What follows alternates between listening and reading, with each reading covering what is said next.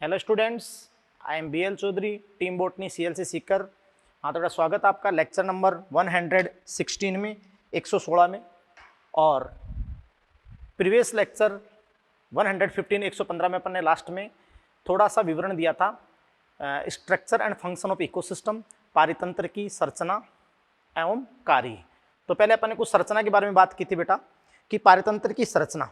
तो अपन कहते हैं बेटा कि जो जैविक, बायोटिक और अजैविक घटकों का जो भौतिक रूप है वो प्राकृतिक संरचना यानी पारितंत्र की प्राकृतिक संरचना का निर्माण करते हैं। अब देखिए बेटा, बहुत ही इंपॉर्टेंट बात अपने वहां पर की थी कि पारितंत्र की संरचना का जो सबसे मुख्य लक्षण है वो है स्पीसीज कॉम्पोजिशन, जातीय रचना। तो अपने वहां बताए थे कि जो बायोटिक कंपोनेंट है, पादप, जंतु, है ना, जो सूक्ष्म जीव, ये जो अपन बात है कि जातीय रचना, स्पीसीज कॉम्पोजिशन को बनाते हैं। और अपन कहते हैं कि पादप जंतु और जो अपघटक या पादप जंतु जातियों के जितने प्रकार हैं वो विविधता को बताते हैं। जैसे उष्णकटिबंधीय वर्षावनों में विविधता बहुत ही ज्यादा है। यस बेटा। इसके अलावा देखो, सेकंड जो अपन बात रहे जो इंपॉर्टेंट वहां का है वो है स्तर विन्यास, स्ट्रेटिफिकेशन। तो अपन ने झील का स्तर विन्यास पढ़ा था। अपन ने बेटा एक वर्टिकल स्ट्रेटिफिकेशन, ऊर्ध्व स्तर विन्यास, जैसे उष्णकटिबंधीय वर्षावनों में पादप अपनी ऊंचाई के हिसाब से जो 4-5 स्तरों पर पाए जाते हैं। और अपन शुरू में जब उन वनों में एंट्री करते हैं तो शाख या घास जो बॉटम, अध स्तर बॉटम पे है, फर्स्ट लेवल है। फिर अपन बात करें कि सर्ब, झाड़ी सेकंड लेवल पे है। और फिर बीच में चले जाते हैं तो डेंस, बिल्कुल बहुत बड़े बड़े सघन वन, तो वो आपका थर्ड लेवल है। ऐसे 3-4 लेवल या 4-5 लेवल वहां पर पाए जाते हैं। उसको आप कहते हो वर्टिकल स्ट्रेटिफिकेशन, ऊर्ध्व स्तर विन्यास। यस बेटा। इसके अलावा देखो कि जो भी पादप जंतु या सूक्ष्म जीव यानी जो भी लिविंग बायोमास है, यानी जो सारे लिविंग, उन सभी जीवित सजीवों का जो जैव भार है उस इकोसिस्टम में लिविंग बायोमास है, वो उसकी खड़ी फसल है, तो वो भी उसका संरचनात्मक घटक है। साथ ही साथ फिर आप जानते हो कि जो भी पादप जंतु मर्त हो जाते हैं तो जटिल कार्बनिक पदार्थ बनाते हैं। और जटिल कार्बनिक पदार्थों को अपघटक सूक्ष्म जीव, आप जानते हैं कि सरल अकार्बनिक और फिर खनिजों में, तो मृदा जो होती है, सॉइल कंपोजिशन, मृदा का संगठन, यानी इकाई समय में, इकाई क्षेत्रफल में मृदा में जो अकार्बनिक खनिज होते हैं वो आपका मिनरल कंपोजिशन, वो भी संरचनात्मक घटक है। और उसके बाद बेटा जो सबसे इंपॉर्टेंट अपन बात करते हैं कि फंक्शन ऑफ इकोसिस्टम, पारितंत्र के कार्य। तो बेटा देखिए कि फंक्शन ऑफ इकोसिस्टम, पारितंत्र के कार्य।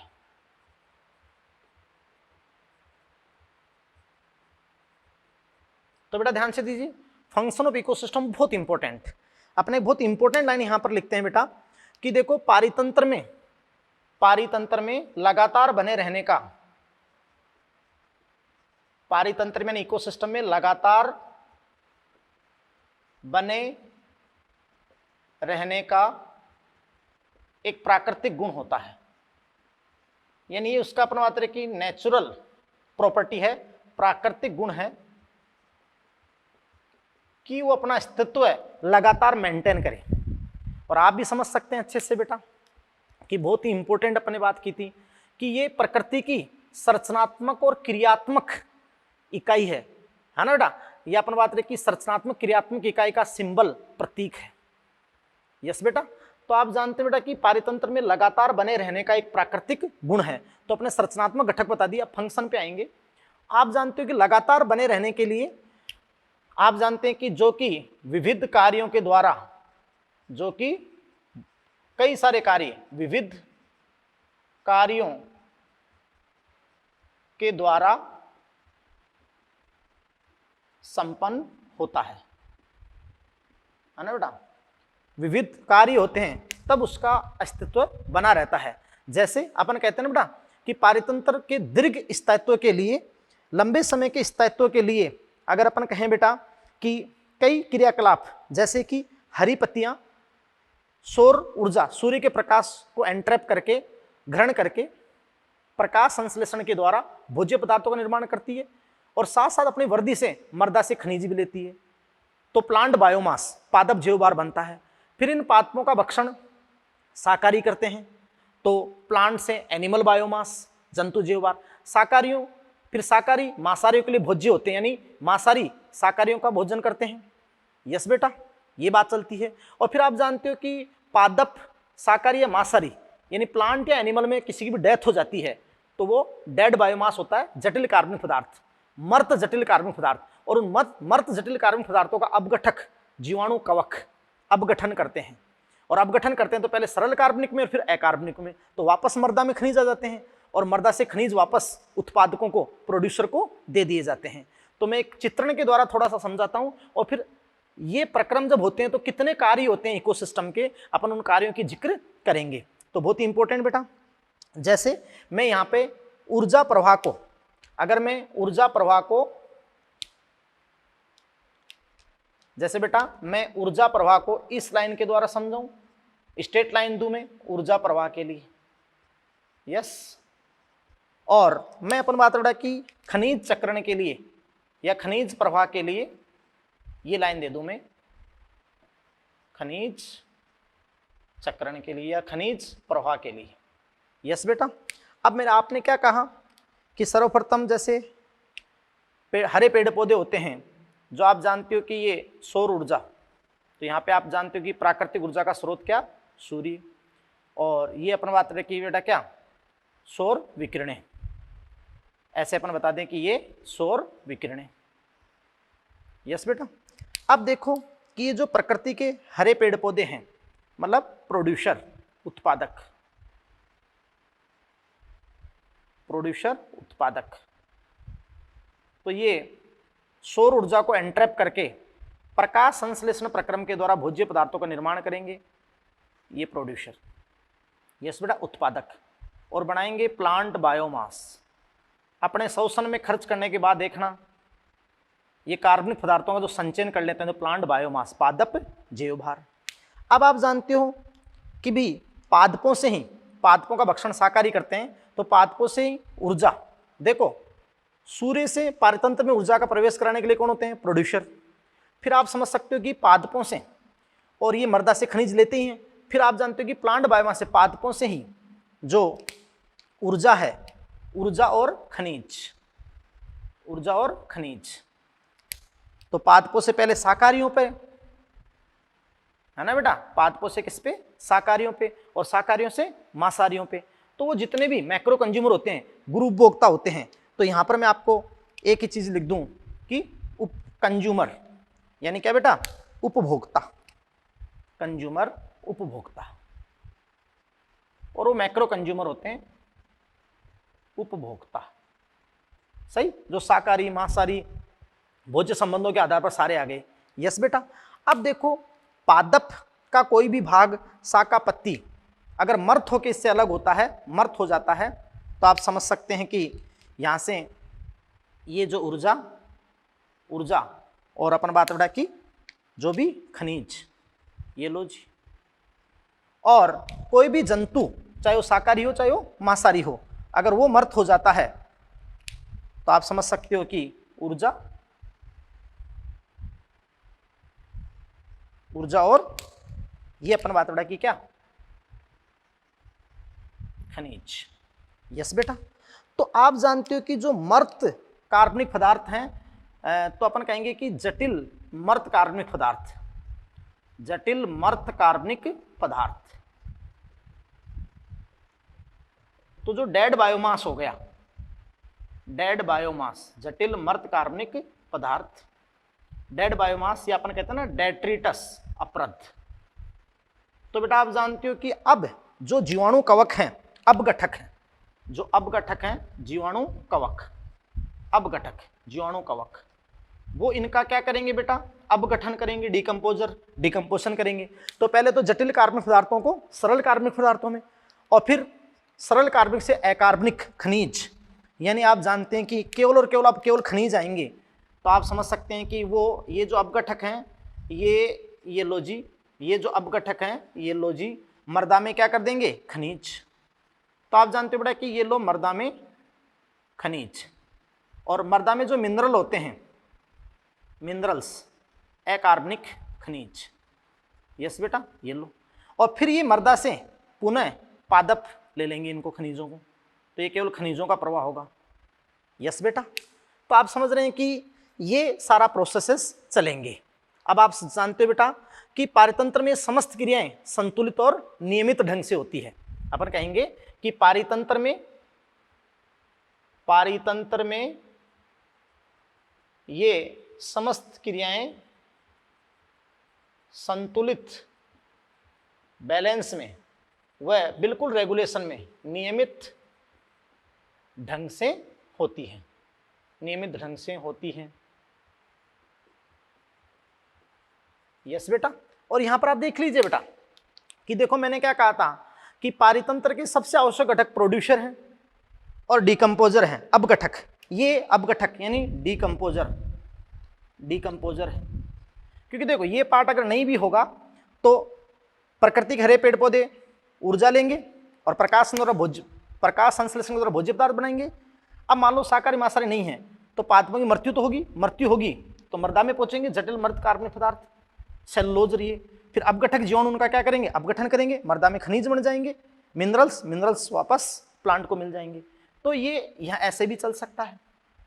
ये नहीं भी हो तो मैक्रो कंज्यूमर ग्रुप भोक्ता नहीं भी हो तो भी पारितंत्र चल सकता है। लेकिन आवश्यक घटक प्रोड्यूसर और क्या होते हैं, अपघटक होते हैं। ये ऐसे कैसे डायग्राम KUPI एग्जाम में और बायो ओलंपियाड में पिछले साल ही जो 2019 का एग्जाम था उसमें आया था। यस बेटा, बात को समझ रहे हैं। और देखो पारितंत्र के जो सबसे आवश्यक कार्य होते हैं वो ऊर्जा प्रवाह और खनिज चक्रण है। लेकिन अपन ने क्या कहा कि पारितंत्र में समस्त संतुलित व नियमित ढंग से होते हैं। और मैं बहुत इंपॉर्टेंट बात बताऊं कि जिन्हें प्रक्रम या प्रोसेसेस कहते हैं, जिन्हें प्रक्रम या प्रोसेसेस कहते हैं।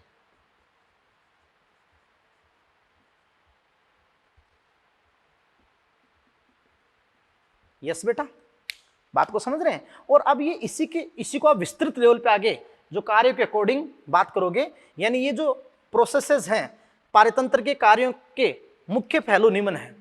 यानी पारितंत्र के कार्यों के मुख्य पहलू निम्न है। यानी एनसीईआरटी में पारितंत्र के जो फंक्शन बता रखे हैं, फंक्शन वो 4 आपको बता रखे हैं बेटा, फंक्शन कार्य वो 4 आपको बता रखे हैं। फर्स्ट आपको बता रखा बेटा प्रोडक्टिविटी। मैं डायरेक्ट भी ले सकता था लेकिन ये सारी बात बताकर जो आगे आपको समझ में आए। फर्स्ट फंक्शन आपका प्रोडक्टिविटी, उत्पादकता। यस। सेकंड फंक्शन बेटा आप समझ सकते हैं कि डिकम्पोजिशन यानी अपघटन। यस बेटा। और देखिए थर्ड फंक्शन आपका है बेटा एनर्जी फ्लो, ऊर्जा प्रवाह, एनर्जी फ्लो, ऊर्जा प्रवाह। और बेटा देखिए कि जो फोर्थ फंक्शन है वो है न्यूट्रिएंट साइक्लिंग, न्यूट्रिएंट साइक्लिंग यानी खनिज चक्रण, खनिज चक्रण। अब देख ली बेटा जी, बहुत ही इंपॉर्टेंट। तो ये 4 फंक्शन है, प्रोडक्टिविटी, डिकम्पोजिशन, एनर्जी फ्लो और न्यूट्रिएंट साइक्लिंग, खनिज चक्रण। समझ रहे हैं। और आप समझ सकते हैं मैंने क्या कहा था कि पारितंत्र के सबसे मुख्य 2 घटक हैं, उत्पादक और अपघटक, डिकम्पोजर। मैक्रो कंज्यूमर के बिना भी पारितंत्र चल सकता है। और पारितंत्र के सबसे प्रमुख कार्य, इनमें से सबसे प्रमुख कार्य जो है वो एनर्जी फ्लो और न्यूट्रिएंट साइक्लिंग, खनिज चक्रण है। लेकिन ये प्रोसेसेस भी साथ साथ होते हैं। जैसे ये हरे पेड़ पौधे सूर्य के प्रकाश को एंट्रैप करते हैं। तो अभी अपन बात करेंगे प्रोडक्टिविटी की। यस। तो इकाई समय में, इकाई क्षेत्रफल में जो कुल जैव भार बनाएंगे, कुल प्रकाश संश्लेषण करेंगे तो वो प्रोडक्टिविटी होगी, देखना उत्पादकता होगी। तो प्रोडक्टिविटी यहाँ हो जाएगी। फिर जो बायोमास पर देखना एनर्जी फ्लो हो जाएगा। और जैसे जो भी डेड हो जाता है तो डिकम्पोजिशन और ये न्यूट्रिएंट साइक्लिंग। तो ये सारी प्रोसेसेस अपन, ये सारे प्रक्रम जो पारितंत्र के कार्य के मुख्य पहलू हैं वो ये हैं। बात को समझ रहे हो आप। यस बेटा। और देखिए कि ये प्रोड्यूसर, ये लिविंग जो लिविंग में है ना, लिविंग में जो लिविंग बायोमास है वहीं पे देखो आप जानते हैं कि ऊर्जा का प्रवाह हो रहा है, ऊर्जा। फिर जैसे डेड हो गया तो डेड होने के बाद में आप जानते हो कि ये केवल खनिज रिलीज करेंगे और ये वापस प्लांट को मिल जाएंगे। तो पारितंत्र इन प्रक्रमों के द्वारा अपना लंबे समय तक स्थायित्व बनाए रखता है। और अब देखिए अपन पारितंत्र के कार्यों में जो फर्स्ट फंक्शन अपन पढ़ेंगे बेटा वो आपका है प्रोडक्टिविटी। क्या है बताओ? प्रोडक्टिविटी, उत्पादकता। यस, तो फर्स्ट फंक्शन अपन हेडिंग डालेंगे बेटा प्रोडक्टिविटी, उत्पादकता। तो देखिए समझिए, बहुत ही इंपॉर्टेंट है।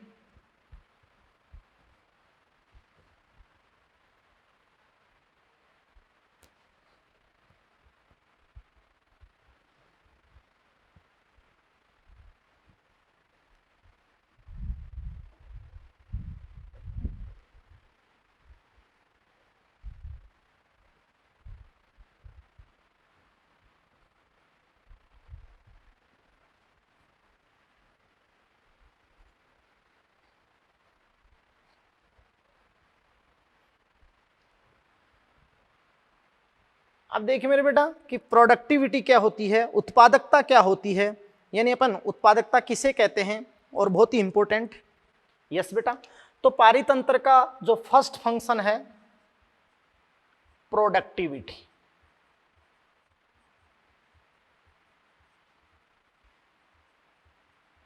आप बिल्कुल एनसीईआरटी लाइन टू लाइन आप पढ़े उत्पादकता। यस, तो ध्यान दीजिएगा प्रोडक्टिविटी भाई ऊर्जा प्रवाह भोज्य पदार्थों के रूप में होता है। वो तब होगा जब पहले भोजन बनेगा। यस, जैवभार बनेगा। तो ध्यान दीजिएगा बेटा, बहुत इंपॉर्टेंट। यानी प्रोडक्टिविटी के लिए अपन फर्स्ट लाइन अपन क्या लिखते हैं कि ऊर्जा प्रवाह से संबंधित, ऊर्जा प्रवाह से संबंधित कार्यात्मक गुण है ना बेटा, कि ऊर्जा प्रवाह से संबंधित कार्यात्मक गुण है, मतलब फंक्शनल प्रॉपर्टी है। क्योंकि पहले ये प्रोसेस होगी उसके बाद एनर्जी फ्लो होगा। तो ध्यान दीजिए ऊर्जा प्रवाह से संबंधित कार्यात्मक गुण है। और बेटा बहुत ही इंपॉर्टेंट, यानी अपन कहते हैं कि क्या है प्रोडक्टिविटी। तो प्रोडक्टिविटी की बात अपन कहें बेटा तो देखें कि प्रति यूनिट क्षेत्र में, इकाई क्षेत्रफल में, प्रति यूनिट क्षेत्र में, प्रति यूनिट समय में कार्बनिक पदार्थों के संश्लेषण की दर। तो अपन कहेंगे प्रति यूनिट क्षेत्र में, प्रति यूनिट क्षेत्र, यानी बेटा वो होता है ना पर यूनिट एरिया, प्रति इकाई क्षेत्रफल, यानी पर यूनिट एरिया, प्रति यूनिट क्षेत्र में प्रति यूनिट समय, पर यूनिट टाइम, है ना बेटा। तो बहुत ही इंपॉर्टेंट कि प्रति यूनिट क्षेत्र में, प्रति यूनिट समय में कार्बनिक पदार्थों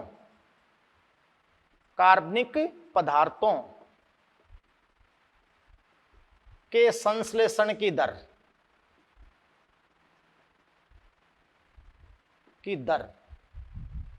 क्या कहलाती है बेटा? प्रोडक्टिविटी। यानी बेटा यह ऊर्जा प्रवाह से संबंधित कार्यात्मक गुण है। प्रति यूनिट क्षेत्र में, प्रति यूनिट समय में कार्बनिक पदार्थों के संश्लेषण की दर।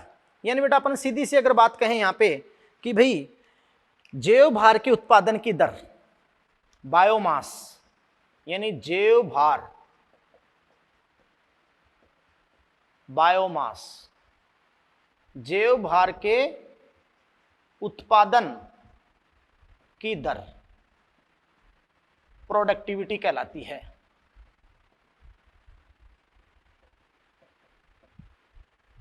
प्रोडक्टिविटी कहलाती है जैव भार के उत्पादन की दर, the rate of biomass production.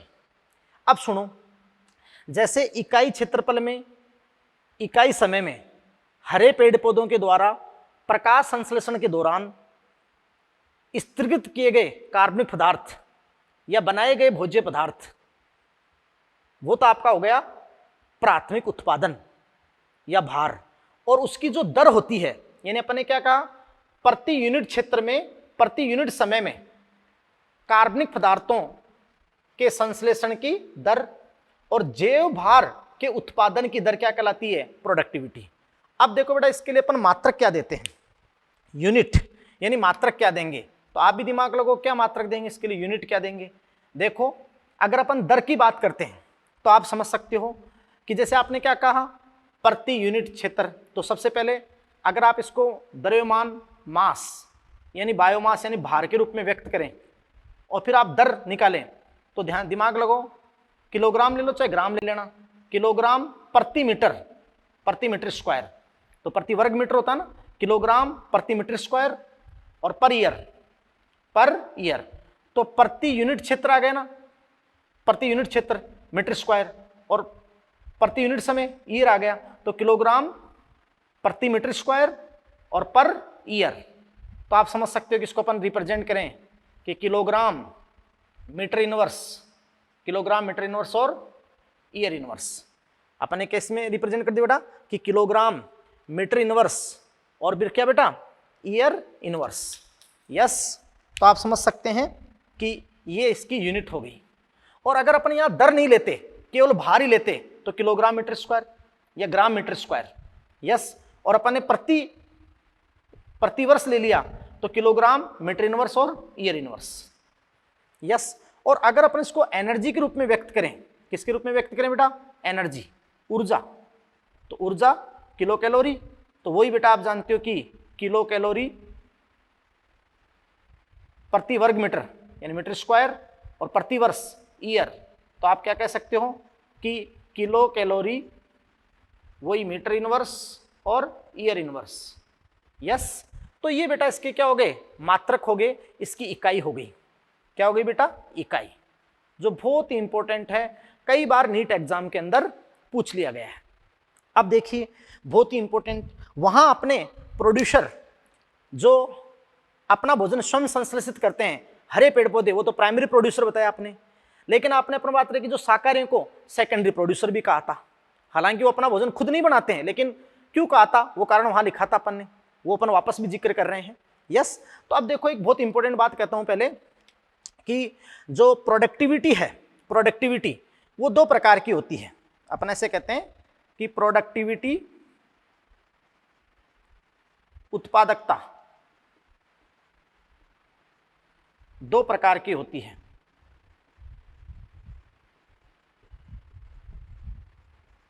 दो प्रकार की होती है।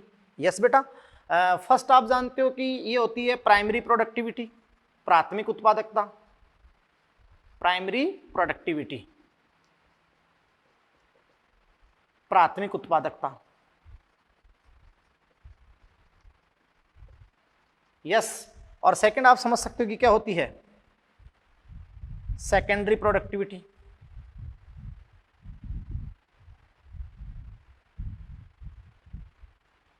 यानी द्वितीयक उत्पादकता। लेकिन बेटा जानते हो सबसे इंपॉर्टेंट जो होती है वो फर्स्ट ही होती है प्राइमरी प्रोडक्टिविटी, प्राथमिक उत्पादकता। यस, और ये आप सेकंड है सेकेंडरी प्रोडक्टिविटी, द्वितीयक उत्पादकता, है ना। अब आप ध्यान दीजिएगा बेटा, बहुत ही इंपॉर्टेंट बात बताता हूं मैं आपको।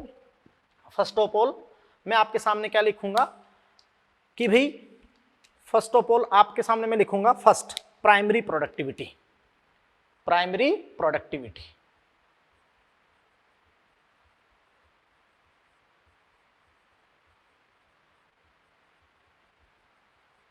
प्राथमिक उत्पादकता।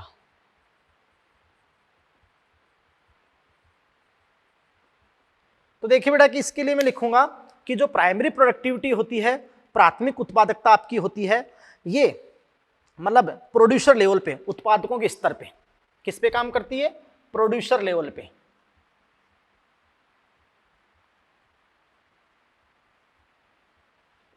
यानी उत्पादकों के स्तर पे। अब बेटा मैंने आपको प्रोड्यूसर बता दी कि जो अपना भोजन स्वयं संश्लेषित करते हैं, यानी अकार्बनिक कच्चे पदार्थों से कार्बनिक पदार्थों का संश्लेषण करते हैं, यानी प्रकृति के हरे पेड़ पौधे या वो सभी क्लोरोफिल युक्त संरचनाएं जो अपना भोजन स्वयं संश्लेषित करती है। तो अपन कहते हैं बेटा कि जो प्राइमरी प्रोडक्टिविटी है प्रोड्यूसर लेवल पे, प्रोड्यूसर लेवल पे, तो अपन ऐसे कहेंगे कि प्रोड्यूसर अर्थात हरे पेड़ पौधों द्वारा जैव भार के उत्पादन की दर, जैव भार के उत्पादन की दर।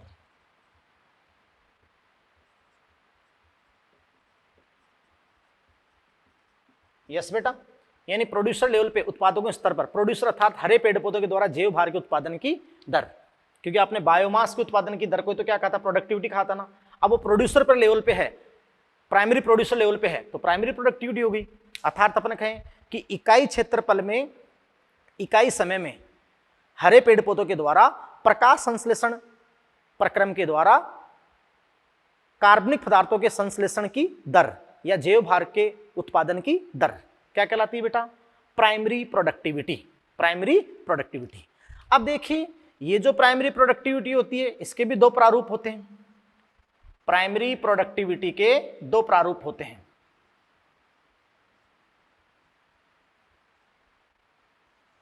प्राथमिक उत्पादकता, और बेटा देखो इसके दो प्रारूप होते हैं। एक ए प्रारूप आपका होता है जीपीपी, जीपीपी यानी ग्रोस प्राइमरी प्रोडक्टिविटी।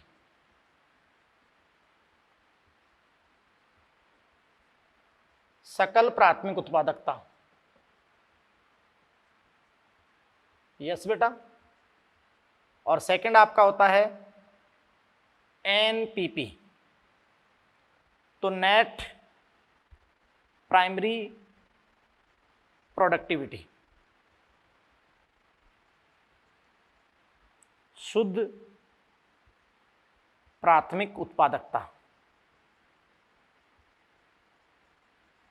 यस, तो ध्यान दीजिएगा कि प्रोडक्टिविटी के दो प्रकार हो गए। प्राइमरी प्रोडक्टिविटी जो प्रोड्यूसर लेवल पे होती है, सेकेंडरी प्रोडक्टिविटी आगे बात करेंगे।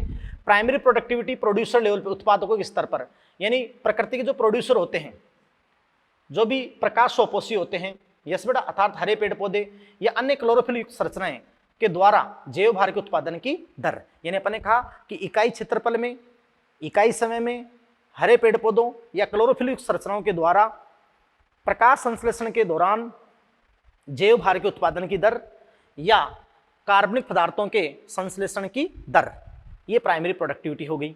लेकिन प्राइमरी प्रोडक्टिविटी के भी दो प्रारूप हैं, जीपीपी ग्रोस प्राइमरी प्रोडक्टिविटी सकल प्राथमिक उत्पादकता, और एनपीपी नेट प्राइमरी प्रोडक्टिविटी।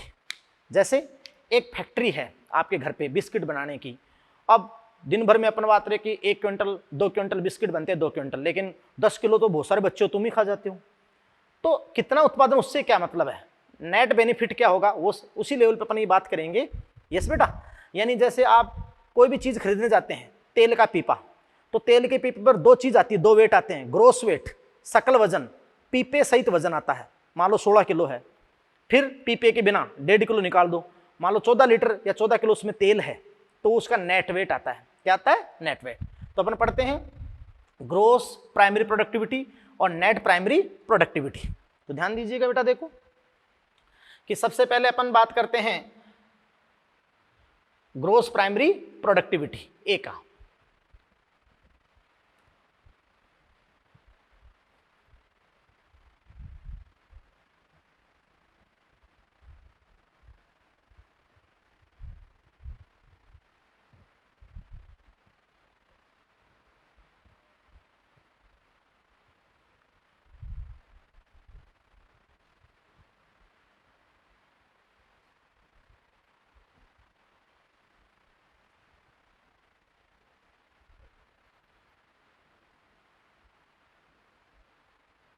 तो ध्यान दीजिए बेटा कि प्राइमरी प्रोडक्टिविटी में आप आ जाइए, यानी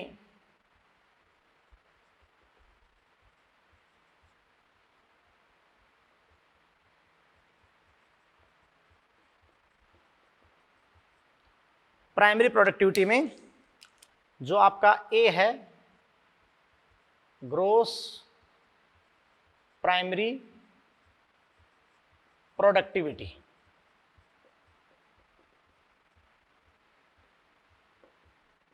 जीपीपी सकल प्राथमिक उत्पादकता। तो बेटा देखो किसे कहते हैं अपन ग्रोस प्राइमरी प्रोडक्टिविटी, बहुत इंपॉर्टेंट बात अपन करते हैं बेटा। देखो बेटा कि प्रोड्यूसर द्वारा प्रकाश संश्लेषण में या प्रकाश संश्लेषण के दौरान जैव भार के उत्पादन की दर। यस बेटा, अपन कहें कि प्रोड्यूसर के द्वारा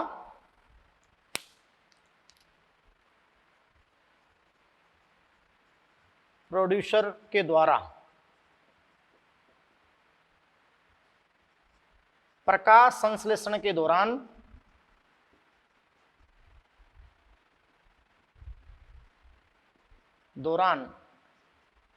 जैव भार के उत्पादन की कुल दर।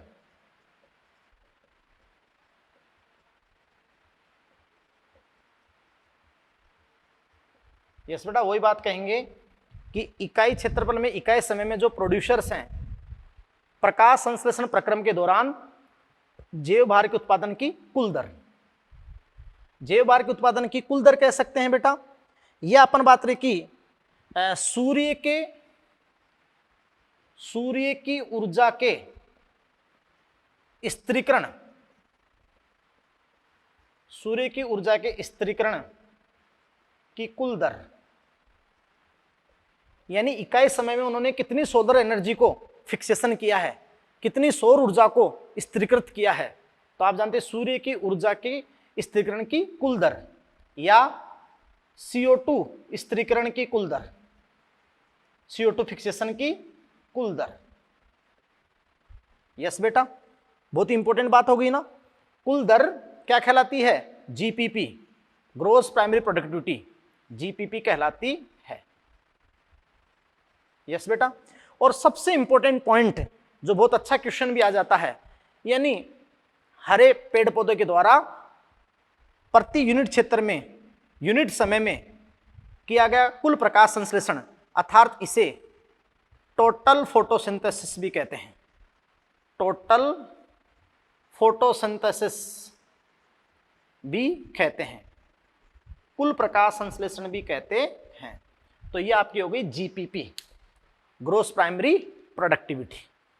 और इसी को अपन बात रखी किलोग्राम मीटर स्क्वायर प्रति वर्ष, तो किलोग्राम मीटर इनवर्स और ईयर इनवर्स, वो अपन बात रखी आपका हो गया टोटल फोटोसिंथेसिस। बात को समझ रहे हैं बेटा? तो यानी पादपों के द्वारा कार्बनिक पदार्थ के संश्लेषण की कुल दर, यानी कुल प्रकाश संश्लेषण, वो सारी बात आपकी आ गई। यस बेटा, अब देखिएगा कि बहुत ही इंपॉर्टेंट बात मैं आपको बताता हूं कि इसके बाद नेट प्राइमरी प्रोडक्टिविटी क्या होती है। जो शुद्ध प्राथमिक उत्पादकता है वो क्या होती है? Net primary productivity. तो बी फॉर्म आपकी हो जाती है, सॉरी, नेट प्राइमरी प्रोडक्टिविटी, शुद्ध प्राथमिक उत्पादकता।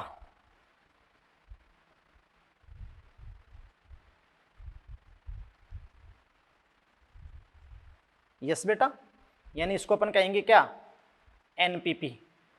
तो देखिए कि हरे पेड़ पौधे दिन भर में जो कुल प्रकाश संश्लेषण करेंगे, कुल प्रकाश संश्लेषण के द्वारा जो कुल कार्बनिक पदार्थ का स्थिरीकरण करेंगे, वो पूरे को तो जमा कर नहीं सकते हैं, वो खुद भी क्या करते हैं? शोषण करते हैं या अन्य उपापचय क्रियाएं करते हैं। तो अपने शोषण में या उपापचय क्रियाओं में खर्च करने के बाद उनमें जो संचयन की शुद्ध दर है, उनमें स्टोरेज की जो शुद्ध दर है, वो क्या होती है? NPP होती है। क्या होती है बेटा? NPP, है ना। मतलब आप जानते हो कि मतलब शोषण के बाद, है ना बेटा, तो अपन एक बात कहते हैं कि पादप GPP यानी ग्रोस प्राइमरी प्रोडक्टिविटी, GPP की कुछ मात्रा अपने शोषण व अन्य उपापचयी क्रियाविधियों में खर्च कर लेते हैं।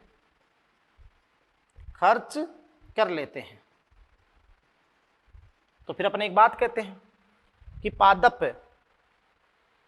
अपने श्वसन में अपने अन्य उपापचयी क्रिया विधियों में जीपीपी की कुछ मात्रा खर्च कर लेते हैं, उपयोग कर लेते हैं। तो फिर अपन कहते हैं कि उत्पादकों में जो प्रोड्यूसर्स हैं, उत्पादकों में श्वसन में खर्च करने के बाद, यानी श्वसन के उपरांत, श्वसन के बाद, श्वसन के उपरांत बेटा, श्वसन के बाद करते हैं अपन, उपरांत कार्बनिक पदार्थों के संचयन की शुद्ध दर, कार्बनिक पदार्थों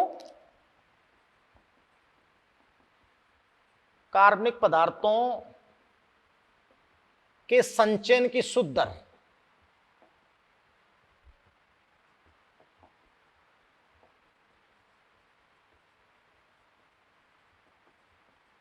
यानी अपने श्वसन और उपापचयी गतिविधियों में खर्च करने के बाद पादप का जो तना, फल जो बनते हैं, बीज, तो उत्पादकों में श्वसन के उपरांत कार्बनिक पदार्थों के संचयन की शुद्ध दर NPP, net primary productivity, NPP कहलाती है। क्या कहलाती है बेटा? एनपीपी। बहुत ही इंपॉर्टेंट। अच्छा, अपन इसको जैसे रिप्रेजेंट करें, यानी जो एनपीपी है तो बहुत अच्छा फॉर्मूला, एनपीपी बराबर जीपीपी, और जीपीपी में से क्या खर्च हो गया? आर। यस, तो ये आपका हो गया बेटा एनपीपी बराबर जीपीपी माइनस आर।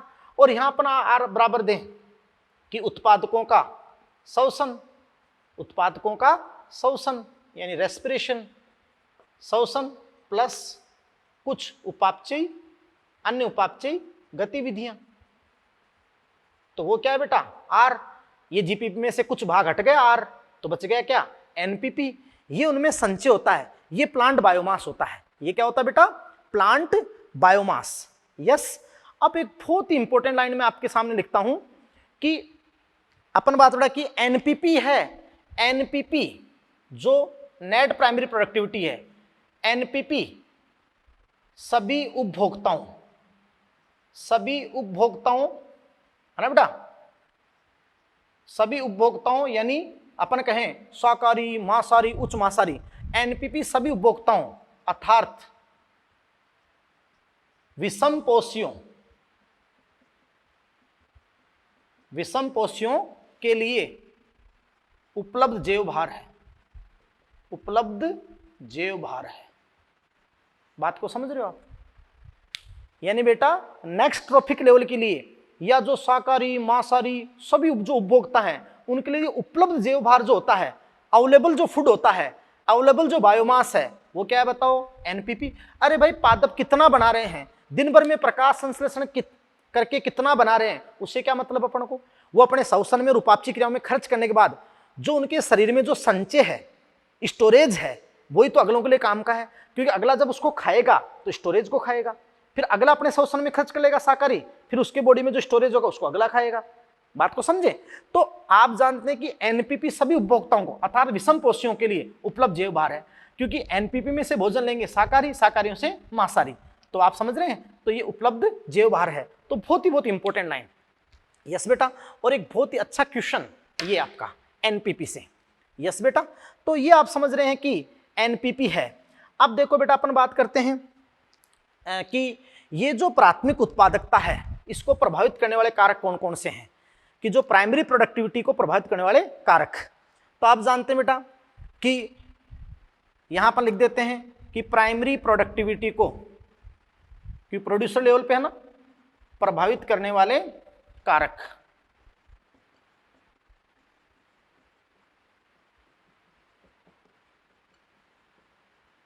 तो ध्यान दीजिएगा बेटा कि प्राइमरी प्रोडक्टिविटी को जो प्रभावित करने वाले कारक हैं, सबसे पहले पादपों के प्रकार।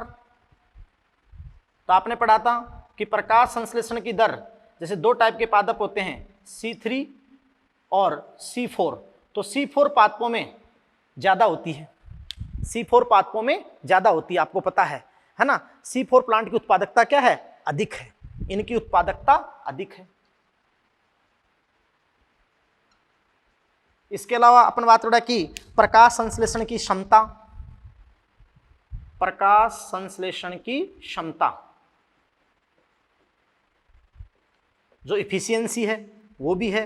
इसके अलावा अपन बात करें कि जो भी खनिज या जैसे अवेलेबल है, मृदा का जो संगठन है वो भी आप जानते हैं। यस बेटा।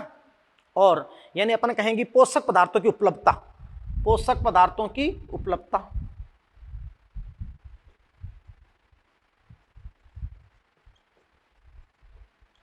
और जो वायुमंडलीय कारक हैं, पर्यावरणीय कारक हैं, तापमान, वर्षा कैसी है, तो वायुमंडलीय कारक, इन सब पे डिपेंड करती है क्या, प्राइमरी प्रोडक्टिविटी। यस बेटा। अब देखिए कि सबसे मेन तो यही थी। अब अपन बात करते हैं, और प्रकृति के हरे पेड़ पौधे वो हैं जो सूर्य के प्रकाश की उपस्थिति के अंदर क्लोरोफिल के द्वारा सूर्य के प्रकाश को अवशोषित करके और लाइट रिएक्शन के द्वारा जो एनर्जी बनाते हैं एटीपी और NADPH2 स्वांकारिक शक्तियां, और फिर उस शक्तियों को यूज करते हैं अकार्बनिक कच्चे पदार्थों से कार्बनिक पदार्थों के संश्लेषण में, यानी CO2 और H2 से ग्लूकोज, और उस सौर ऊर्जा को रासायनिक ऊर्जा के रूप में संचित कर लेते हैं, यानी जो कार्बन कार्बन के बीच में बंध है उसमें ऊर्जा संचित हो जाती है। यस बेटा। और वही ट्रांसड्यूसर होते हैं, बात को समझे, ये आपने सारी बात बता दी, यानी वो स्वपोषी होते हैं। यस बेटा। तो ये आप समझ रहे हो कि फिर जो NPP है वो सभी उपभोक्ताओं के लिए अर्थात विषम पोषक के लिए उपलब्ध जैवभार है। तो बहुत ही इंपॉर्टेंट बात होगी ना। अब देखिए मेरे बेटा जो नेक्स्ट है, और नेक्स्ट बहुत इंपॉर्टेंट बात करता हूं मैं, यानी प्राइमरी प्रोडक्टिविटी कंप्लीट हो गई। अब अपन बात करते हैं सेकेंडरी प्रोडक्टिविटी जो नॉर्मल है। यस। तो ध्यान दो, मैंने पीछे भी इसकी लाइन आपको समझाई तो कनेक्ट होती है बेटा थोड़ी सी। यस। और बहुत ही तरीके से कनेक्ट करके और NCERT मॉड्यूल और इसके नोट्स को बहुत प्रॉपर बनाए बेटा। इतनी मस्त लाइन आपको KUPI, ओलंपियाड, आपका नीट एग्जाम, बोर्ड एग्जाम, सब कुछ इसके अंदर इंक्लूड है। यस। तो देखिए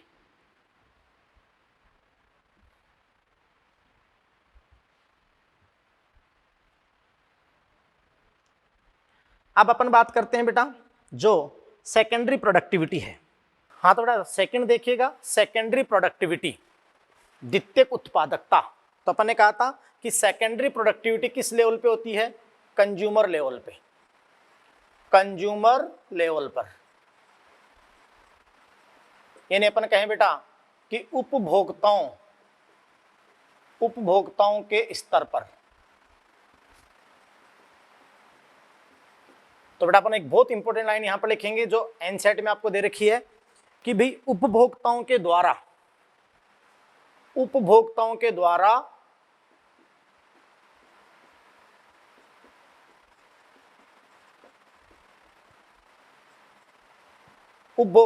द्वारा नए कार्बनिक पदार्थों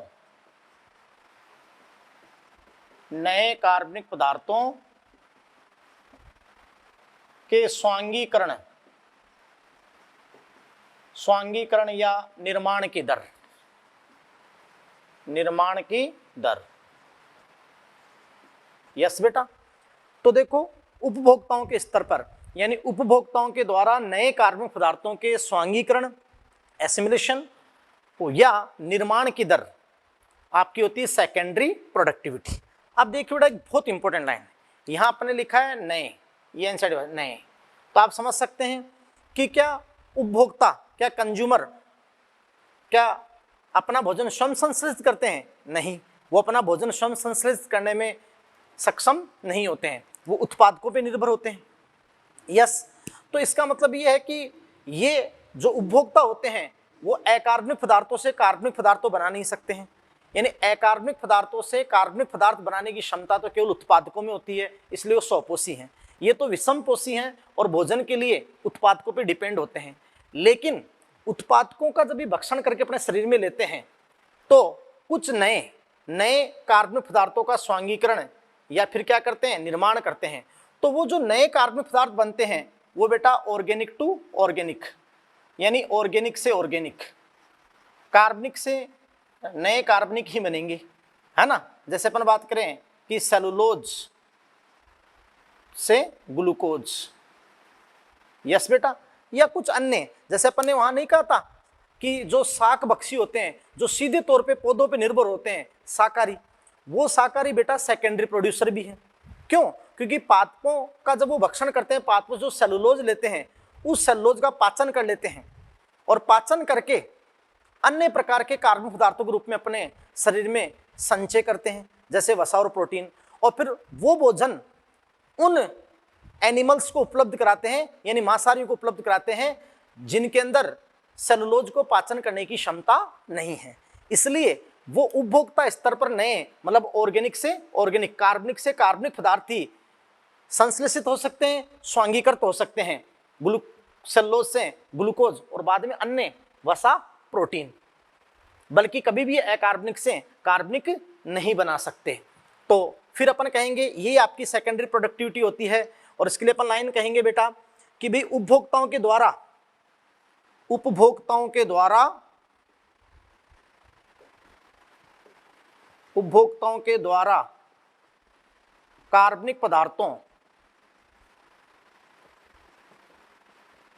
कार्बनिक पदार्थों के संचयन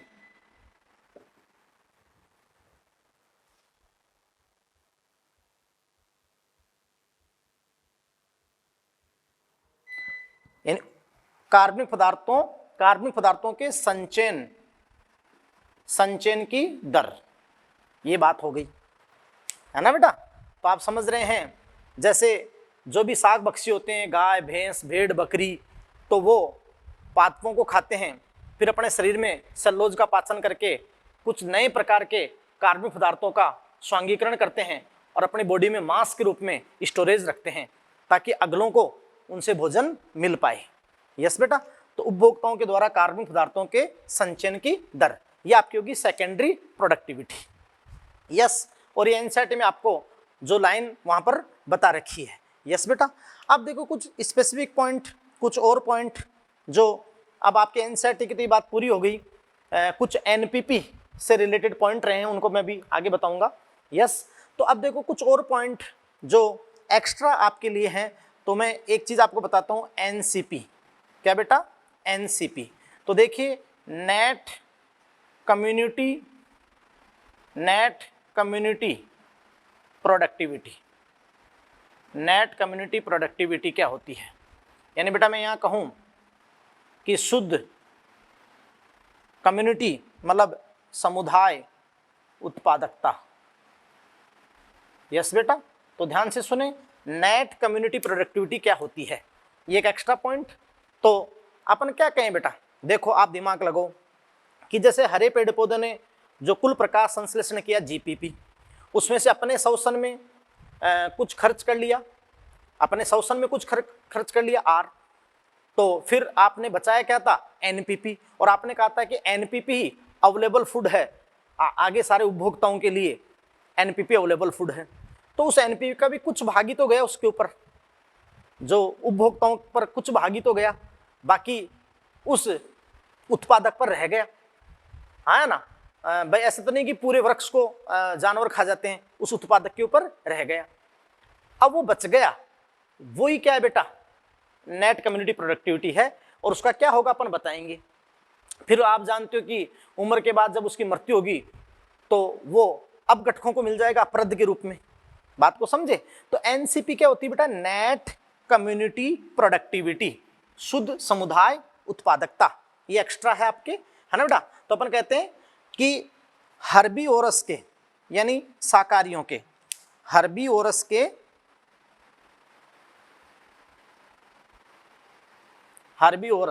शाकाहारियों, तो हर्बीवोरस के भोजन ग्रहण करने के पश्चात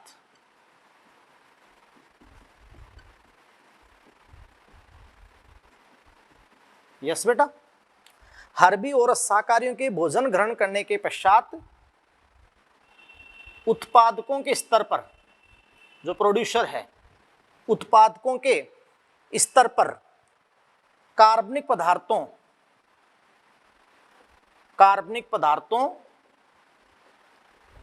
के संचयन की दर एनसीपी कहलाती है। यस बेटा, बात को समझे आप।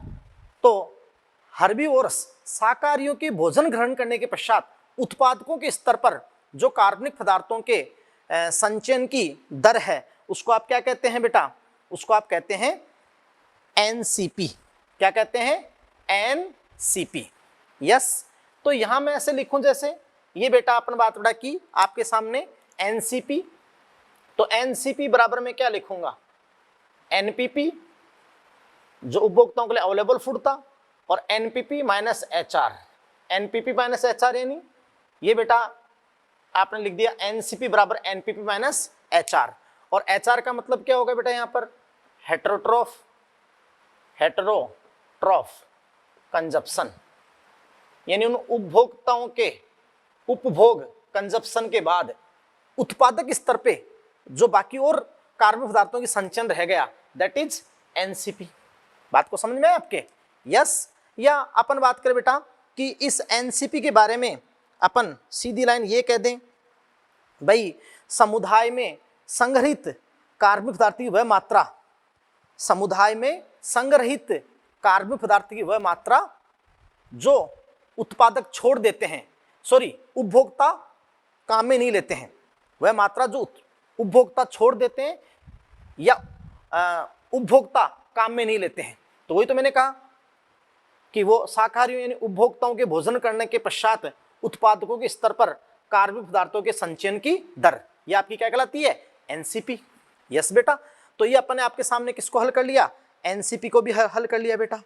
यस, अब देखो बेटा मैं आपको एक इंपॉर्टेंट चीज सिखाना चाहता हूं, और वो इंपॉर्टेंट चीज क्या है, हालांकि वो पूरी चीज तो एनर्जी फ्लो के अंदर आपको अच्छे से तो कहाँ बताई जाएगी बेटा, एनर्जी फ्लो के अंदर उसको अपन और एक बार बताएंगे, लेकिन यहाँ उसको एक बार आपके सामने मैं करता हूँ।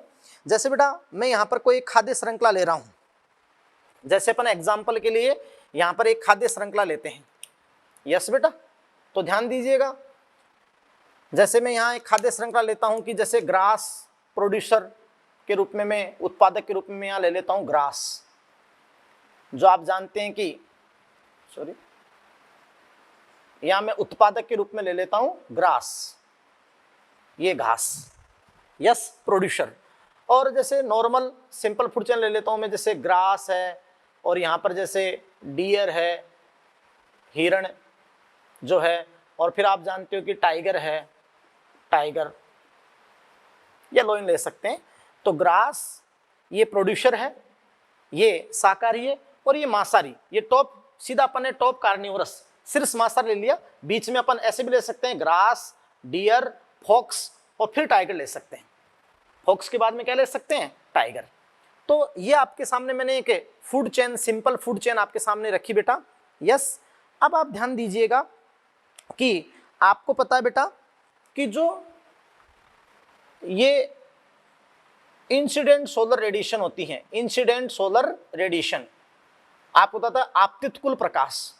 तो आपतित कुल प्रकाश का मैंने पीछे प्रीवियस लेक्चरों में बताया था कि आपतित कुल प्रकाश का 50 से कम भागी प्रकाश संश्लेषण सौर नियतांक पार होता है, और पार का 2 से 10% पौधे प्रकाश संश्लेषण में यूज करते हैं।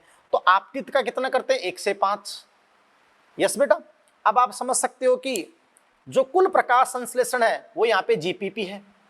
अब जीपीपी का एक थोड़ा सा भागी, जब ये उपभोक्ता इनको खाते हैं तो जीपीपी का एक थोड़ा सा भागी आगे ट्रांसफर होता है, आया ना, यानी 10% नियम अपन पढ़ेंगे भी ऊर्जा प्रवाह के अंदर। लिंडमान का 10%, यानी कर्मिक पोषण स्तरों में ऊर्जा का एक बड़ा भाग का ह्रास हो जाता है, 10% अगले स्तर पे स्थानांतरित होता है। फिर इनमें जितनी आ गई उसका कितना परसेंट ट्रांसफर होगा, यहाँ पे 10%। बात को समझे? तो वो 10% रूल ही लगेगा जो आपको एनर्जी फ्लो में बहुत अच्छे से आपको समझा देंगे। बात को समझ रहे हैं? और तो इसका मतलब यहाँ बेटा 10% और 10%। और जानते हो जैसे अपन ने कहा था कि भाई जो जीपीपी है टोटल फोटोसिंथेसिस, उसमें से ये अपने उपापचय में यानी श्वसन में और अन्य उपापचय गतिविधियों में जो आर खर्च कर लेते हैं। तो देखो उत्पादक स्तर पर आर कितना होता है, आर होता है 20%। यस, तो उत्पादक स्तर पर आर 20% होता है।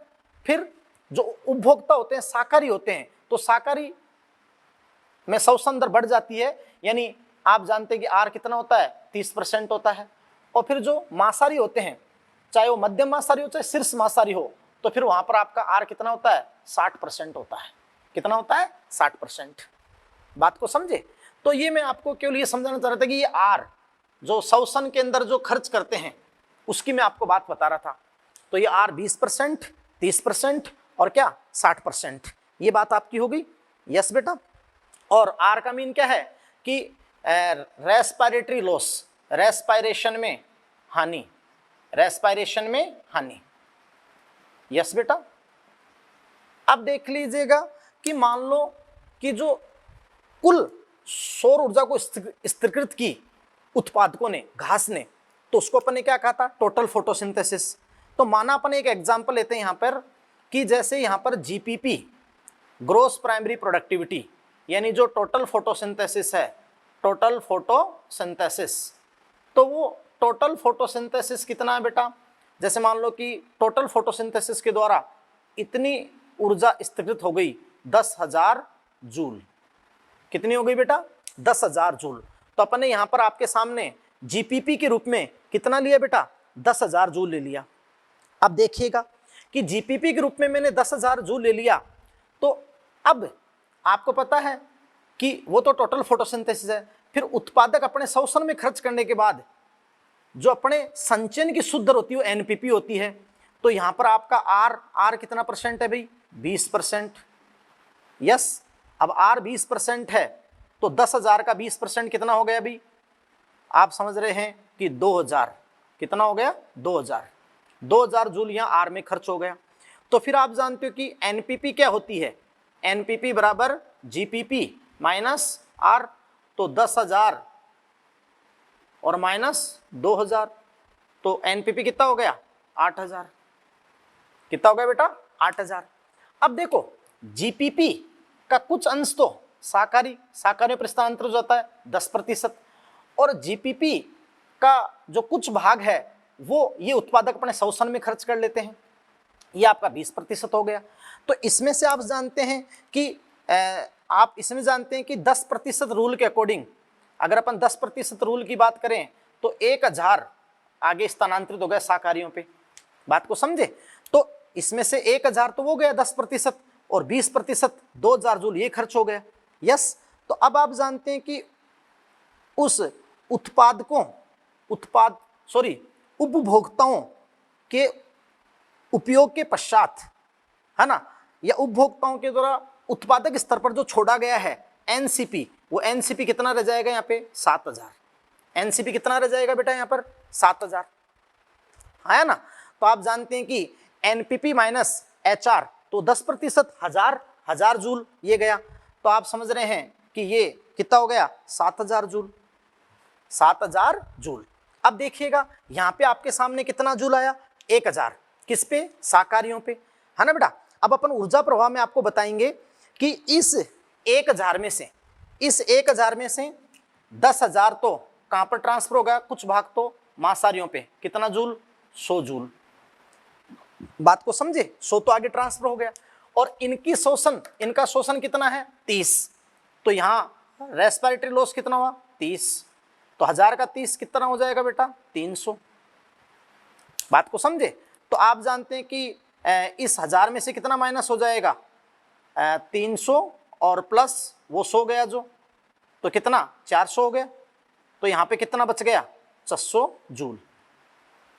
बात को समझ रहे हैं। तो ये आपकी बात होगी। यस। ये इन साकारियों पे स्वांगीकृत ऊर्जा बच गई और बाकी कुछ भाग स्वांगीकृत का पहले कुछ भाग तो मासारे पे ट्रांसफर हो गया और बाकी इन्होंने शोषण में यूज कर लिया और फिर ये बच गया, जो आप जानते हो कि जब इनकी मृत्यु होगी तो अपघटकों को मिल जाएगा। यस। अब ये कितना है, 100 जूल। तो इसमें यहाँ शोषण कितना % खर्च होगा, यहाँ तो केवल शोषण में खर्च होगा 60, क्योंकि ये टॉप अपन ने लिया, इससे आगे स्थानांतरित भी नहीं होगी, तो 60% खर्च होगा। 60% खर्च होगा तो 100 माइनस 60 तो कितना जूल रह गया, 40। तो यहाँ देखो उपभोक्ताओं के स्तर पर तो आपका ये 600 और 40 है, 640, और उत्पादकों के स्तर पर कितना बच गया, 7,000 जूल। कितना बेटा, 7,000। यस बेटा। तो ये बहुत ही इंपॉर्टेंट बात अपन कहते हैं, जो अपन कहते हैं बेटा देखो कि यहाँ पर जैसे अपन अभी आगे एनर्जी फ्लो पढ़ेंगे तो अपन कहेंगे कि ये जो उत्पादक होते हैं ये ट्रॉफिक लेवल फर्स्ट होता है। यस। और फिर जो साकारी सीधे रूप से निर्भर होते हैं उत्पादकों पे ट्रॉफिक लेवल T2 होता है। फिर मध्यम मासारी T3, फिर टॉप कार्नियोस T4, ऐसे ट्रॉफिक लेवल होते हैं।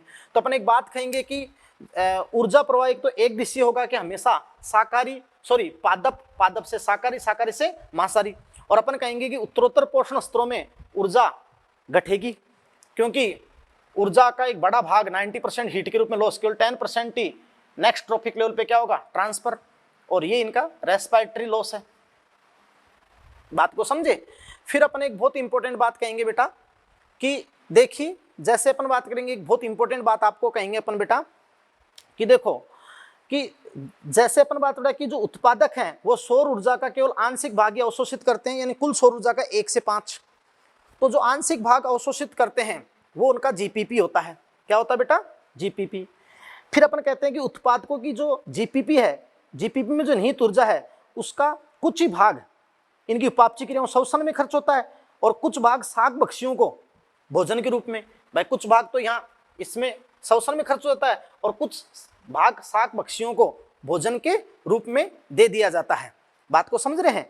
अब आप समझ रहे हैं बेटा कि अनुपयोगी जो प्राथमिक उत्पादन है, अनुपयोगी, फिर जो अपन ने कहा था ना जिसका यूटिलाइजेशन ही नहीं हुआ, जो आप जानते हो कि उपभोक्ताओं ने जो छोड़ दिया, जिसका यूटिलाइजेशन ही नहीं हुआ तो छोड़ दिया, वो आप जानते हो अनुपयोगी, जो बाद में जब ये मर्त होंगे तो अपरद में बदल जाएगा और उसके थ्रू अपघटकों को मिल जाएगा। फिर जो भी कुछ पहुंच गया इस शाक बक्षियों पर, तो शाक बक्षियों के अंदर जो स्वांगीकृत कार्बनिक पदार्थ है उनका कुछ भाग ही मांसाहारियों पर स्थानांतरित हो गया, और बाकी आप जानते हैं कि अपने शोषण में खर्च कर लिया, शोषण में खर्च कर लिया। और जैसे अपन बात रहे कि मलमूत्र के रूप में त्याग दिया, या फिर खुद की मृत्यु होगी जिसका यूटिलाइजेशन नहीं हुआ, जो नॉट यूटिलाइज्ड है, ये यूटिलाइजेशन नहीं हुआ, तो वो अपन बात रहे कि इन पे बच गया। बात को समझे। ऐसे ही आगे बात को समझ रहे हैं। और आप जानते हो बेटा बहुत इंपॉर्टेंट बात हम आपको वहां पर बताएंगे कि भाई जैसे जैसे पोषण स्तर में अपन बढ़ते हैं तो शोषण दर में तेजी से वृद्धि होती है, यानी सकल उत्पादकता का 20%, सकल उत्पादकता का 20% पौधे अपने शोषण में खर्च करते हैं। यस बेटा। और फिर अपन कहेंगे कि फिर स्वांगीकृत ऊर्जा जो शाकाहारियों के पास है वो अपना 30% शोषण में खर्च करते हैं, और मांसाहारियों के शोषण में स्वांगीकृत ऊर्जा का 60% भाग खर्च होता है। यस बेटा। तो ऐसे भी ऊर्जा की हानि होती ही जाती है। तो ये सारी बात मैंने आपको मैं समझाना चाह रहा था। खैर अभी जब मैं आपको एनर्जी फ्लो समझाऊंगा, एनर्जी फ्लो आपको बताऊंगा, तो वहां पर ये और भी अच्छे लेवल पे समझ में आ जाएगा। यस बेटा। तो ये आप समझ रहे हैं कि ये एनसीपी का मैंने कंसेप्ट आपको समझाना चाहा। बाकी आपको इतना सा याद रखना है कि उत्पादक, फिर शाक बक्षी यानी उपभोक्ता में शाकाहारी, और फिर मांसाहारी पे रेट ऑफ रेस्पिरेशन कितना परसेंट रेस्पिरेशन में खर्च होता है, और ट्रॉफिक लेवल में कितना ट्रांसफर होता है, वो तो अपन नेक्स्ट ऊर्जा प्रवाह में बता देंगे। यस बेटा। तो ये सारी बात हो गई। अब देखिएगा कि इसमें जो कुछ बातें आपके सामने बची हैं उनके बारे में मैं कुछ बताता हूं। तो जो आपको मैंने बताई थी प्रोड्यूसर लेवल पे प्राइमरी प्रोडक्टिविटी, और वो दो प्रकार की जीपीपी, ग्रोस प्राइमरी प्रोडक्टिविटी, और आपका क्या एनपीपी, नेट प्राइमरी प्रोडक्टिविटी। तो देखिए बेटा उस एनपीपी से संबंधित कुछ बातें आपके सामने मैं बात कर रहा हूं, एनपीपी से संबंधित। तो यहां मैं आपके सामने एनपीपी से रिलेटेड कुछ बातें करूंगा। तो क्या कहती है भाई एनपीपी, नेट प्राइमरी प्रोडक्टिविटी, जो एनसेट ने दे रखे हैं, काफी बार एग्जाम में क्वेश्चन आ चुका है। तो देखिएगा कुछ specific point, special point. Yes बेटा। तो मैं वहां पर आपको बताऊंगा बेटा कि देखो एनपीपी जो आपको बताई थी, नेट प्राइमरी प्रोडक्टिविटी, उससे रिलेटेड महत्वपूर्ण बिंदु। यस। तो देखो बेटा ये जो पूरा बायोस्फीयर है, कंप्लीट बायोस्फीयर, जलमंडल, स्थल मंडल, वायुमंडल जो भी है, अपन बात कि इस पूरे जैवमंडल है ना बेटा, अपन कहेंगे कि संपूर्ण जैवमंडल, जैवमंडल यानी बायोस्फीयर, बायोस्फीयर की कुल एनपीपी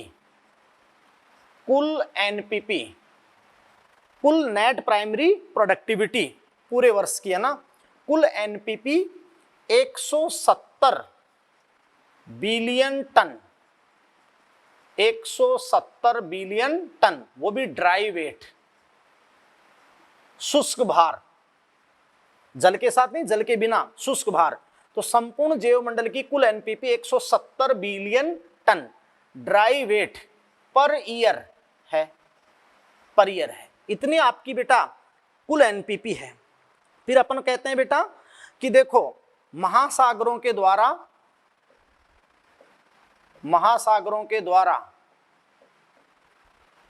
पृथ्वी का 2/3 क्षेत्र कवर्ड है, घिरा हुआ है, केवल महासागर। वैसे पूरे जल के द्वारा तो आप जानते हो कि 3/4 75%, लेकिन आप समझते हो कि 2/3 क्षेत्र कवर्ड है, घिरा हुआ है ना। लेकिन अपन एक बात कहेंगे, जबकि महासागरों की सीधे बात आप करो एनपीपी की, नेट प्राइमरी प्रोडक्टिविटी की बात करें बेटा अपने यहाँ, तो महासागरों की जो उत्पादकता है, एनपीपी केवल आप जानते हैं 55 बिलियन टन है। कितनी है बेटा? 55 बिलियन टन, वही ड्राई वेट पर ईयर। अब 170 में से ओनली कितनी है? 55 बिलियन टन है। यस, आप जानते हैं बेटा कि शेष जो 115 बिलियन टन है, 115 बिलियन टन, यानी इतना सारा प्रोडक्शन हरे पेड़ पौधे ये कर रहे हैं, ये प्रकाश सोपोसी कर रहे हैं, जिससे अपना जीवन चल रहा है। तो शेष 100 billion ton dry weight per year NPP स्थल की है, एनपीपी स्थल की है। अब क्वेश्चन उठता है बेटा कि भाई इन महासागरों की कम उत्पादकता क्यों है? तो महासागरों की कम उत्पादकता के कारण, तो बेटा अपन बताते हैं कि महासागरों की कम उत्पादकता क्यों है, इस कम उत्पादकता के कारण क्या है। तो आप जानते हो कि इन महासागरों में लाइट, प्रकाश व नाइट्रोजन सीमाकारी होते हैं, लिमिटिंग होते हैं बेटा, यानी इनकी कमी सी बनी रहती है। क्योंकि आपको मैंने बता दिया था ओशन में गहराई पे जाओगे तो लाइट कहाँ से आएगी। और आप जानते हो कि नाइट्रोजन की कमी क्यों होती है? क्योंकि ओशन में बहुत ही कम, ओशियंस में बहुत कम N2 फिक्सेशन होता है, N2 फिक्सेशन होता है मेरे बेटा। यस, समझ रहे हो? इस कारण से अपन बात करें कि उनकी उत्पादकता कम है। तो वहां नाइट्रोजन सीमाकारी है, और तुम जानते हो कि पौधों की वृद्धि में या उत्पादकता में नाइट्रोजन का बहुत ही अहम रोल है। यस, और जानते हो कि प्रकाश भी वहां पर क्या है? लिमिटिंग है। यस, और अपन कहें कि स्थलीय पारितंत्रों में भी, स्थलीय पारितंत्रों या छोटी झील और तालाबों में, स्थलीय पारितंत्रों व तालाबों के लिए भी सीमाकारी तो है, लेकिन उतना इंपॉर्टेंट नहीं है। यानी फोस्फोरस सीमाकारी है, क्योंकि औषधि चट्टानों का गठन से आएगा ना फोस्फोरस। तो स्थलीय पारितंत्रों तालाबों के लिए फोस्फोरस सीमाकारी है। अब देखो बेटा, इस पृथ्वी पर अगर मैं बहुत इंपॉर्टेंट बात करूं आपके सामने कि सबसे हाईएस्ट प्रोडक्टिविटी किसकी है, तो आप जानते हो कि पूरी पृथ्वी पर, पूरे बायोस्फीयर में सबसे हाईएस्ट प्रोडक्टिविटी, तो सबसे हाईएस्ट प्रोडक्टिविटी तो बेटा किसकी है? सर्वाधिक उच्च उत्पादकता ट्रॉपिकल रेन फॉरेस्ट की, ट्रॉपिकल रेन फॉरेस्ट की, यानी उष्णकटिबंधीय वर्षा वनों की। उष्णकटिबंधीय वर्षा वनों की उत्पादकता कितनी है बेटा? उत्पादकता है 5 किलोग्राम प्रति वर्ग मीटर, यानी मीटर स्क्वायर और पर ईयर, ये आप समझ रहे हैं, इतनी उत्पादकता ट्रॉपिकल रेन फॉरेस्ट की। अब अपन दूसरे नंबर पे दें, या वैसे अगर अपन ओशियन में हाईएस्ट प्रोडक्टिव वाला क्षेत्र दें, तो वैसे गहरे ओशियन में तो कम होती है, लेकिन ओशियन में कुछ भाग हैं, जैसे ओशियन में फिर भी ओशियन में हाईएस्ट प्रोडक्टिविटी वाला क्षेत्र, तो हाईएस्ट प्रोडक्टिव वाला जो क्षेत्र है ना, वो उनका तटीय क्षेत्र होता है। तटीय क्षेत्र, वहां तुम समुद्र के तटवर्ती क्षेत्रों में, तटीय क्षेत्रों में गए होंगे तो या देखा होगा कभी, तटीय क्षेत्र अधिक विविधता वाला होता है। को आप जानते बेटा कि जो तटीय क्षेत्र हैं वो अधिक विविधता वाले होते हैं, अधिक विविधता, क्योंकि वहां आप जानते हो क्या होती है, कैल्शियम कार्बोनेट की चट्टानें, कोरल रिफ्स, मूंगे की चट्टान या कैल्शियम कार्बोनेट युक्त चट्टानें, ये कोरल रिफ्स होती हैं। तो कोरल रिफ्स की प्रोडक्टिविटी भी हाईएस्ट होती है। लेकिन अगर ओवरऑल पूछ लिया जाए, चाहे जल हो स्थल हो, सब में पूछ लिया जाए, तो ट्रॉपिकल रेन फॉरेस्ट की प्रोडक्टिविटी, ट्रॉपिकल रेन फॉरेस्ट की प्रोडक्टिविटी इन कोरल रिफ्स से भी ज़्यादा होती है। यानी पूरे अपन बात रहे कि बायोस्फीयर में सर्वाधिक प्रोडक्टिविटी किसकी होती है, ट्रॉपिकल रेन फॉरेस्ट की। यस बेटा, यस। अब देखिए कि बहुत इंपॉर्टेंट बात मैं आपसे करता हूं कि भी स्थलीय पारितंत्रों की, स्थलीय पारितंत्रों में जो ये फॉरेस्ट हैं, तो स्थलीय पारितंत्रों में उत्पादकता का क्रम, तो बेटा देखो कि स्थलीय पारितंत्रों में जो प्राकृतिक पारितंत्र हैं, उत्पादकता का क्रम, तो जैसे मैंने आपको भूमध्य रेखा से उच्च अक्षांश की ओर जो मैंने आपको स्ट्रेटिफिकेशन बताया था शुरू में ही, जैसे कि सबसे ज़्यादा प्रोडक्टिविटी जो भूमध्य रेखा के जस्ट पास हैं, tropical rain forest, tropical rain forest. फिर आप समझ सकते हैं कि सब ट्रॉपिकल, सब ट्रॉपिकल यानी उपोष्ण पर्णपाती जो होते हैं, डेसिडियोस, है ना, पर्णपाती। फिर आप जानते हो कि उसी रीजन में सब ट्रॉपिकल ग्रासलैंड होते हैं, सब ट्रॉपिकल ग्रास लैंड, तो मैं ऐसे बता दूं साइंस से, है ना, घास स्थल होते हैं। और फिर आप जानते हो कि जो टेम्परेट फॉरेस्ट थे, शीतोष्ण पर्णपाती, टेम्परेट फॉरेस्ट शीतोष्ण पर्णपाती थे। फिर जो शंकुधारी आ जाते हैं, कोनिफर्स आ जाते हैं। और फिर बेटा देखो, मैं आपको सबसे इंपॉर्टेंट बात बताऊं कि जो शंकुधारी कोनिफर्स आ जाते हैं, जैसे मैं आपको बताऊं कि जो डेजर्ट होते हैं, डेजर्ट, उनकी प्रोडक्टिविटी बहुत ही कम है ना, सबसे कम प्रोडक्टिविटी है डेजर्ट की। तो मैं इसके अलग से बता देता हूं, यानी है ना, अब यहीं पे मैं लिख देता हूं फिर कुछ बातें, ये तो आपने लिखकर हम लिख ही दिया। फिर देखो कि बेटा जो डेजर्ट होते हैं, डेजर्ट, तो डेजर्ट मरुस्थल को अपन दो प्रारूप दे देते हैं वैसे भी, जैसे अपन कोल्ड डेजर्ट, जैसे अपन उत्तरी ध्रुव पर जाएं, कोल्ड डेजर्ट जो आपने टुंड्रा पढ़ा था, टुंड्रा, है ना, और एक अपन बात रहे कि हॉट डेजर्ट, हॉट डेजर्ट जैसे अपन बात रहे कि थार का डेजर्ट है या सहारा, तो इनकी प्रोडक्टिविटी नेचुरल में सबसे कम होती है, डेजर्ट की प्रोडक्टिविटी, है ना, कोनिफर्स से भी कम होती है, चाहे वो कोल्ड डेजर्ट हो और चाहे हॉट डेजर्ट हो। बात को समझ में आई। अब देखिए बेटा कि वहाँ एक बात और थी कि जो कृत्रिम पारितंत्र होते हैं, यानी आर्टिफिशियल, जैसे क्रॉपलैंड, तो जो क्रॉपलैंड होती है फसलों की उत्पादकता, है ना, तो मैंने आपसे कहा था कि जो आर्टिफिशियल होते हैं उनमें सारी चीज़ विविधता, डाइवर्सिटी लो होती है, लिटिल साइक्लिंग ऑफ न्यूट्रिएंट होता है, बहुत सिंपल एक आधी फूड चेन हो सकती है क्योंकि एक ही प्रकार की फसल होती है। यस, लेकिन आप जानते हो मैंने एक ही चीज़ कही थी कि उनकी प्रोडक्टिविटी हाई होती है, हालांकि प्राकृतिक से ज़्यादा हो ऐसा नहीं है, वर्षावन से ज़्यादा किसी की नहीं हो सकती है। तो जैसे मैं बेटा यहाँ कहूँ कि क्रॉपलैंड, क्रॉपलैंड फसल पारितंत्र, फसल पारितंत्र की प्रोडक्टिविटी जो आप समझ सकते हो कि कृत्रिम पारितंत्र है, कृत्रिम पारितंत्र है। तो जैसे शुगरकेन और राइस की होती है, शुगरकेन व राइस फील्ड की, लेकिन जानते हो शुगरकेन की प्रोडक्टिविटी शुगर कैन की प्रोडक्टिविटी राइस से ज़्यादा है, क्योंकि शुगर कैन C4 प्लांट है। क्या है बेटा? C4 plant. और शुगर कैन की प्रोडक्टिविटी कितनी होती है? 4 किलोग्राम, वही मीटर स्क्वायर और ईयर, यानी आप समझ सकते हैं शुगर कैन की ये प्रोडक्टिविटी होती है। तो ये सारी बातें बेटा मैंने आपको क्लियर करवाई और सब कुछ यहाँ प्रोडक्टिविटी के थ्रू मैंने आपको बताया। कोई प्रॉब्लम नहीं है, वहाँ एनसीपी का कोई थोड़ा सा कंसेप्ट है, अगर उसको बहुत परफेक्टली करना, वरना अपन एनर्जी फ्लो नेक्स्ट अब देखा अपन डिकम्पोजिशन, अपघटन, और फिर अपन एनर्जी फ्लो लेते हैं, उसमें परफेक्टली सारी बातें आपके सामने होगी।